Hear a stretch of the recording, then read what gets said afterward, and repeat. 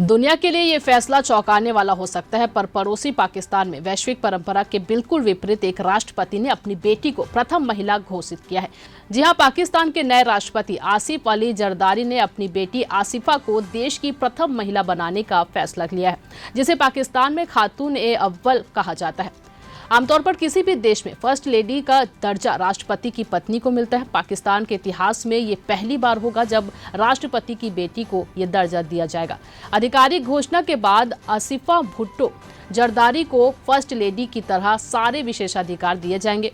First lady पारंपरिक रूप से विदेशी मेहमानों के आने पर डिनर को होस्ट करती है, कांग्रेस और समिट को संबोधित करती है और अलग अलग सामाजिक कामों के लिए एनजीओ से मदद लेती है। पाकिस्तान में तो नहीं, पर अमेरिका में ऐसी मिसाल मिलती है कि जब राष्ट्रपति थॉमस जेफरसन की बेटी मार्था जेफरसन ने उनके शासन में एक्टिंग फर्स्ट लेडी के तौर पर काम किया था।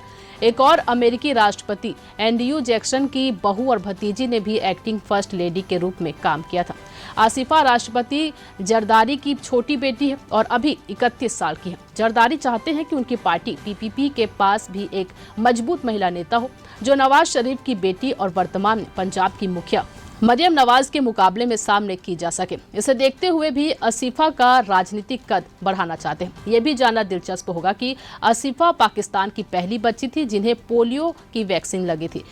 जब उनकी मां बेनजीर भुट्टो पाकिस्तान की प्रधानमंत्री थी, तब देश में पोलियो की वैक्सीनेशन का काम शुरू हुआ था। जरदारी का ये एक सोचा समझा कदम है और उसके पीछे की वजह बेटी को राजनीतिक विरासत सौंपने की कोशिश भी हो सकती है। ऐसी भी बातें चलती हैं कि जरदारी को बेटी आसिफा से ज्यादा उम्मीद है। जरदारी के बारे में अब कहा जा रहा है कि वो बेटी आसिफा को राजनीति में आगे बढ़ाने और कुछ सालों में अपनी मां बेनजीर भुट्टो की तरह पार्टी और देश को लीड करने के लिए तैयार कर रहे हैं। ये खबर लिखी थी आपके लिए हमारे साथी दुर्गेश कुमार दुबे ने। मैं आपके साथ ललिता चक्रधारी। खबरों से अपडेट रहने के लिए देखते रहिए न्यूज़ प्लस 21, आपके हक की बात।